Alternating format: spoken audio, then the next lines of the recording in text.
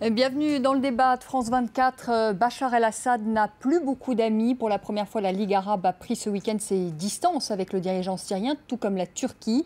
Le président Assad est aujourd'hui de plus en plus isolé sur la scène internationale. Va-t-il être contraint de lâcher le pouvoir? Un pouvoir qui a déjà fait 2200 morts depuis la mi-mars, sans compter les milliers de personnes arrêtées et les disparus. Combien de temps peut-il encore tenir?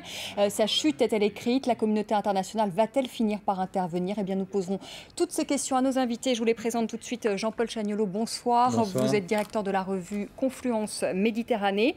Frédéric Ancel, bonsoir. Vous êtes maître de conférence à Sciences Po Paris, auteur du livre Comprendre la géopolitique. C'est aux éditions du Seuil. Et vous avez publié aujourd'hui un édito dans le Figaro intitulé « Pourquoi le scénario libyen ne se reproduit pas en Syrie ». Qatar Aboudia, bonsoir. Vous êtes politologue, enseignant en relations internationales. Et puis avec nous, Ziad Majed, qui est politologue et qui est enseignant à l'Université américaine de Paris. La Ligue arabe est enfin sortie de son silence. Elle a demandé l'arrêt des violences en Syrie. Elle attend maintenant le feu vert de Damas pour envoyer une mission sur place. Autre allié à prendre aujourd'hui ses distances avec le régime syrien, la Turquie et l'Iran qui a un peu infléchi son discours. Tout de suite les précisions avec Antoine Mariotti. Nabil Al-Arabi attend toujours le feu vert.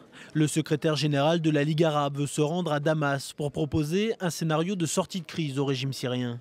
Mais la réponse de Bachar el-Assad se fait toujours attendre. Ce week-end, dans un communiqué commun, les ministres des Affaires étrangères de la Ligue ont demandé au président al-Assad d'arrêter le bain de sang et de revenir à la raison. Cette intervention de la Ligue arabe est une première depuis le début des manifestations en mars. Mais pour la rue syrienne, ce n'est pas suffisant. Nous voulons que les civils soient protégés. Nous voulons aussi que Bachar el-Assad quitte le pouvoir, que les ambassadeurs arabes partent de Syrie et que les ambassadeurs syriens soient expulsés des pays arabes. L'Iran, le plus proche allié de Damas, s'est également exprimé pour la première fois et a demandé au régime d'écouter les demandes légitimes de son peuple. La Turquie, l'autre allié de la Syrie dans la région, a elle une nouvelle fois demandé à Bachar el-Assad de faire taire les armes. Ankara évoque même un changement de régime. La situation a atteint un tel point que toute action sera forcément trop infime et trop tardive. Franchement, je dois vous dire que nous n'avons plus confiance en ce régime. Si la Turquie a perdu confiance en Bachar el-Assad, ce n'est pas le cas de la Russie. Moscou refuse toujours de voter toute résolution de l'ONU qui imposerait des sanctions à la Syrie. Une position confirmée par l'émissaire du président Medvedev, reçu par Bachar el-Assad ce lundi à Damas. Jean-Paul Chagnolot, le président Assad de plus en plus isolé sur la scène internationale. Est-ce que sa chute est écrite? Est-ce que le président syrien peut encore tenir? Écoutez, je n'ai aucune idée de ce qui va se passer parce que je crois qu'on a tellement fait de prophéties que...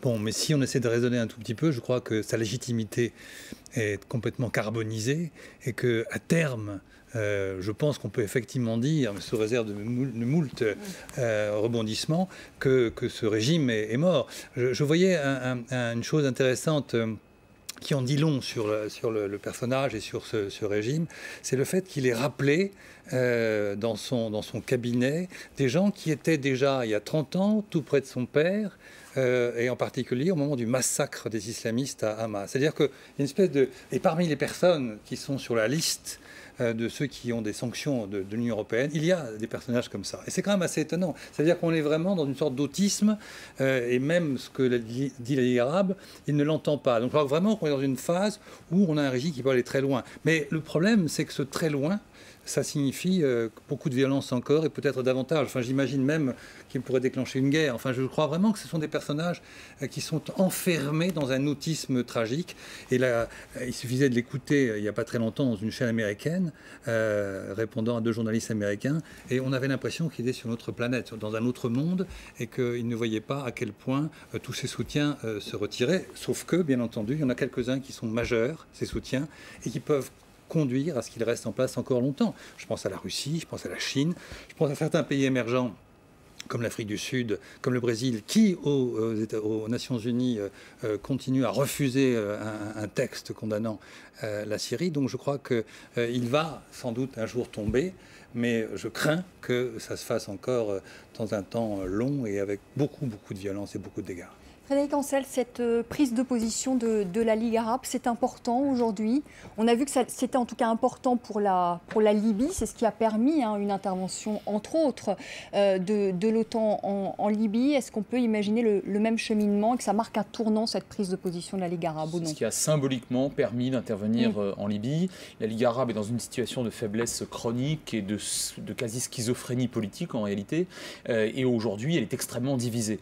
Maintenant, sur la Syrie, le fait qu'elle intervienne, bien sûr, c'est un point positif incontestablement, notamment vis-à-vis des opinions publiques arabes elles-mêmes. Et là, je partage ce que vient de dire Jean-Paul Chaniolo. Je ne crois pas que Bachar el-Assad, fils de Hafez, qui a pris le pouvoir en 70 à la tête d'un parti basse, qui a une offre politique, qui propose quelque chose de politiquement et d'idéologiquement très fort au sein du monde arabe et même peut-être du monde arabo-musulman, soit aujourd'hui déjà capable d'entendre ce que lui disent un certain nombre de ses voisins. C'est-à-dire que c'est quelqu'un qui a toujours joué, pour faire très très court, le strict et brut rapport de force. Il l'a fait au Liban à maintes reprises, et c'est ce que j'ai appelé la politique du chaos. Il l'a fait vis-à-vis de ses voisins étatiques, et il l'a fait vis-à-vis des Occidentaux. Lorsque le rapport de force, lorsqu'il lui apparaîtra que le rapport de force ne sera plus totalement en sa faveur, alors peut-être qu'il bougera. Et moi je suis convaincu que et les vous pensez efforts de la qu'aujourd'hui, Ligue il y a le arabe... sentiment que le rapport de force est encore en sa faveur? Parce qu'on parle de la Ligue arabe qui le lâche, mais aussi la Turquie qui est un allié quand même important. J'en suis absolument... C'est un ami en tout cas, la Turquie. J'en suis absolument convaincu. Pourquoi? Parce qu'en dépit des efforts rhétoriques de l'Iran, l'Iran ne cesse pas, en tout cas au jour d'aujourd'hui, ses livraisons d'armes à la Syrie. Premier point. Deuxième point, Medvedev, on l'a très bien vu dans votre reportage, soutient la Syrie. Je suis convaincu que par un faux paradoxe, un cruel paradoxe, le fait que Kadhafi ait chuté, qui correspond à une lecture extensive des Occidentaux de la résolution de 1973, fera que Medvedev tiendra cette fois-ci, et on voit bien qu'il est tout à fait déterminé à ne pas offrir en quelque sorte un deuxième cadeau entre guillemets aux Occidentaux. Et par conséquent, il peut compter au Conseil de sécurité sur le veto russe et peut-être même chinois. Après, les voisins ne vont pas l'attaquer, il faut bien être très honnête.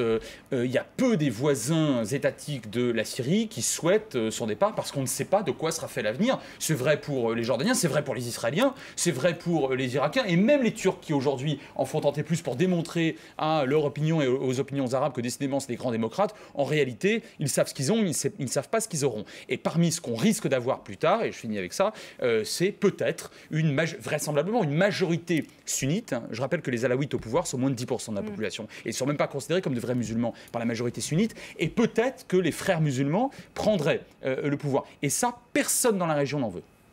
Ziad Majid, vous êtes d'accord avec ce que dit Frédéric Ancel? Pour l'instant, finalement, ça n'a pas grandement bougé. Il y a aussi les voisins qui ont peur de la nouveauté, si je puis dire. Oui, et qui freinent donc des quatre fers. On en est encore là, parce que finalement, on disait ça à la mi-mars. Est-ce qu'on en est encore là aujourd'hui, ou est-ce que quand même les lignes ont bougé Les lignes ont bougé un peu. C'est vrai que le régime syrien a toujours, depuis le temps du père, a toujours joué les cartes régionales pour pouvoir maintenir son pouvoir à l'intérieur. C'était de créer le chaos au Liban, c'était d'essayer de contrôler la carte palestinienne pour l'utiliser. C'était toutes sortes, c'était même la carte kurde parfois contre les Turcs, d'autant plus que les deux barras de l'Irak et de la Syrie étaient des frères ennemis. Donc le régime syrien a toujours utilisé des cartes et des rhétoriques par rapport à la situation régionale pour pouvoir justifier sa présence au pouvoir et pour pouvoir écraser toute opposition à l'intérieur.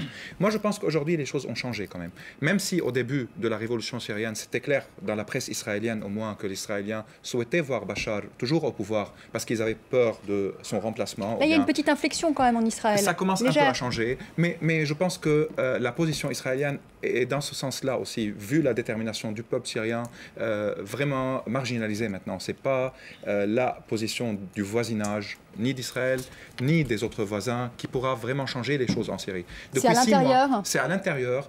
Il y a un grand enjeu à l'intérieur. Depuis 6 mois, bien que les Syriens sentaient qu'ils étaient lâchés par la communauté internationale, par la Ligue arabe, et qu'il y avait d'un côté la position israélienne qui faisait une certaine influence sur la position américaine, que l'Occident était hésitant, que le piège libyen attirait toute l'attention, que le soutien russe et iranien et chinois était là. Rien n'a changé la détermination et le courage et les sacrifices et les manifestations. Au contraire, on voit depuis le début jusqu'à maintenant un élargissement horizontal au niveau des villes, au niveau même des professions, des profils des gens qui participent.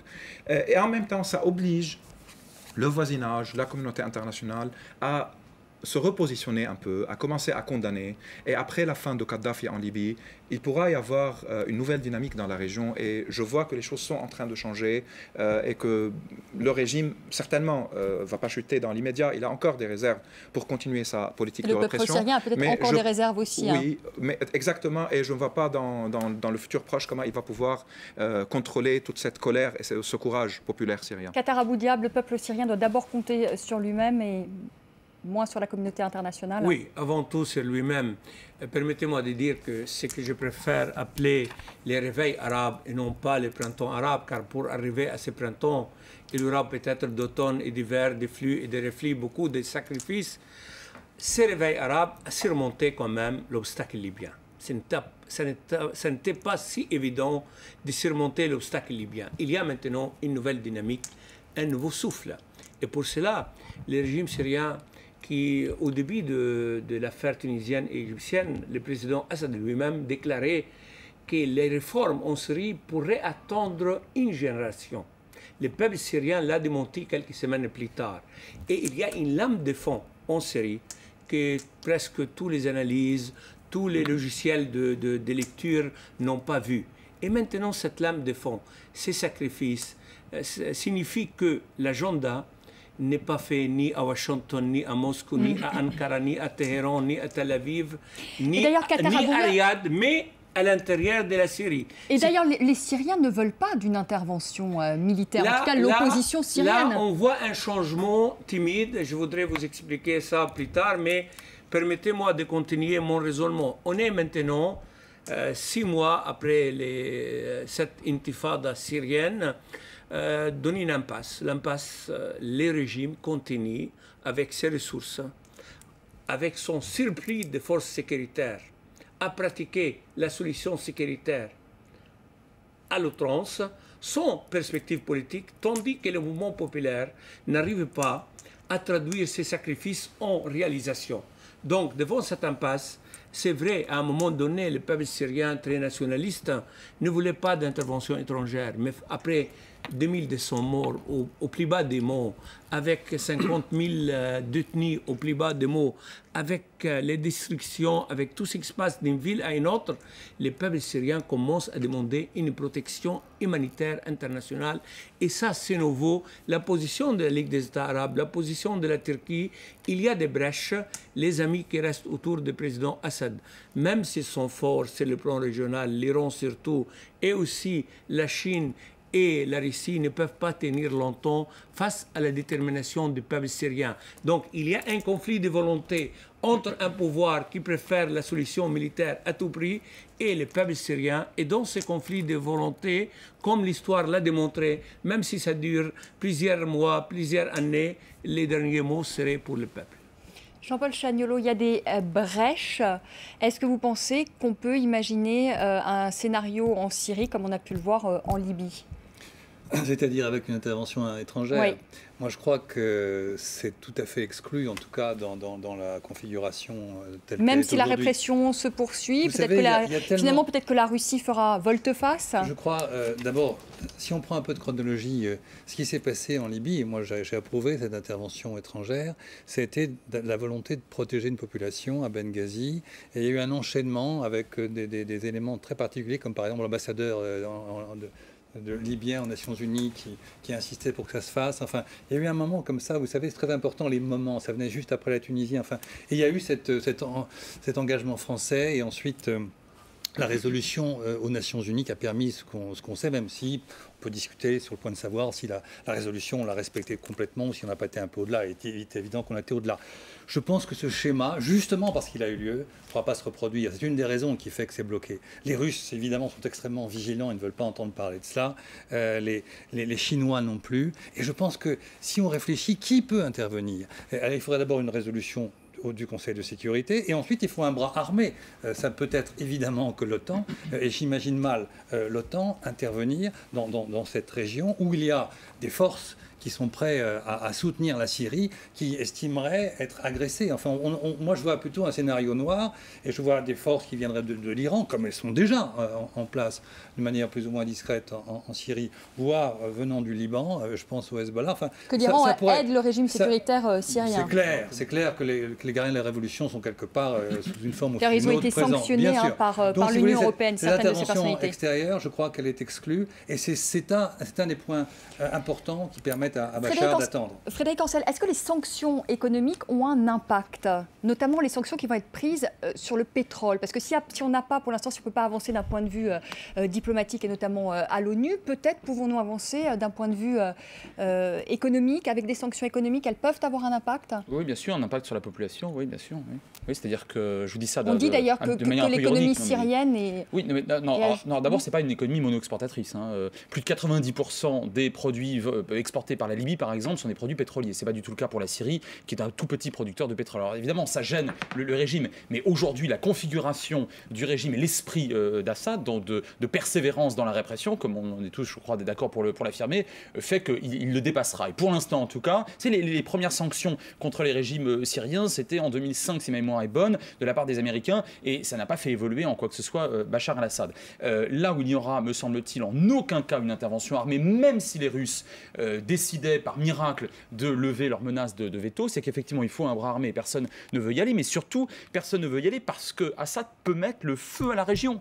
Il dispose de plusieurs milliers d'engins sol-sol, des missiles pour faire très très court, et dans une politique du pire qui serait celle de la bête traquée, en quelque sorte, il pourrait attaquer des pays qui disposent de bases américaines, c'est-à-dire pratiquement tous ses voisins, sauf le Liban, et puis Israël. Et en général, les Israéliens n'ont pas beaucoup d'humour quand on les agresse, donc ça pourrait mettre véritablement le feu à la région. Donc ça, personne ne le veut, et j'ajoute d'un point de vue géographique que pour l'instant, contrairement à ce qui s'est passé en Cyrénaïque, notamment à Benghazi, il n'y a pas de libération, avec ou sans guillemets, d'un territoire à peu près cohérent en Syrie, avec un front en quelque sorte, d'où des gens relativement unifiés, ce qui est encore à démontrer, qu'ils soient unifiés, l'opposition syrienne, voilà, appellerait la communauté internationale à l'aide. Pour l'instant, tout cela, c'est totalement exclu.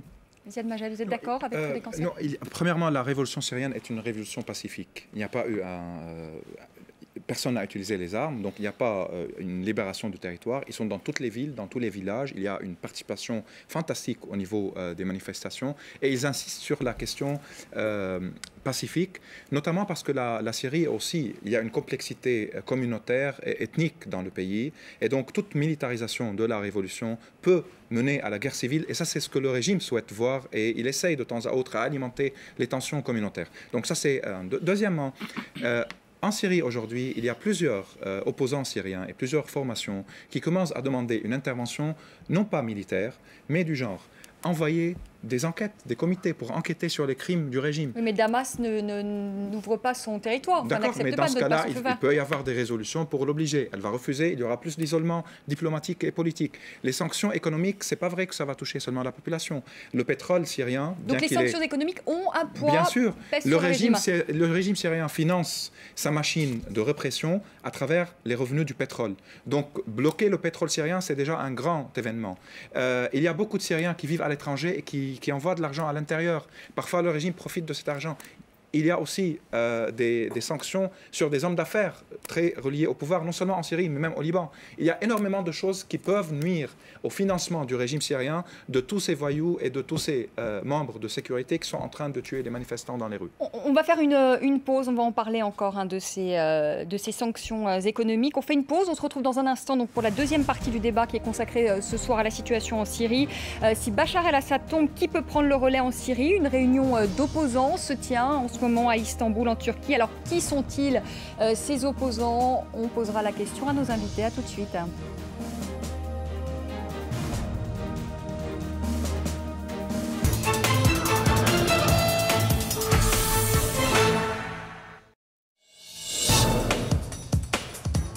Toutes les semaines, l'actualité de la voile et des sports nautiques des 5 continents est sur France 24. Retrouvez les compétitions et les grands événements maritimes de la planète, suivez les salons, les avancées technologiques. Partagez les valeurs de solidarité, d'esprit d'équipe qui fédèrent tous les passionnés de la mer. Avec Rémi Pelletier, venez à la rencontre de tous les amoureux de l'eau. Vent du large, samedi à 12h40, heure de Paris, sur France 24.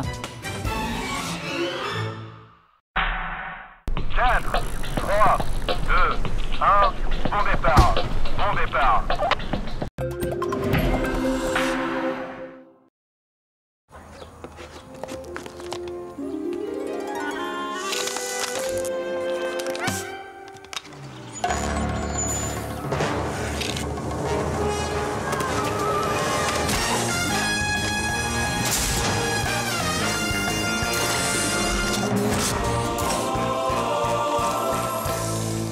La bouteille légendaire, maintenant en grand format.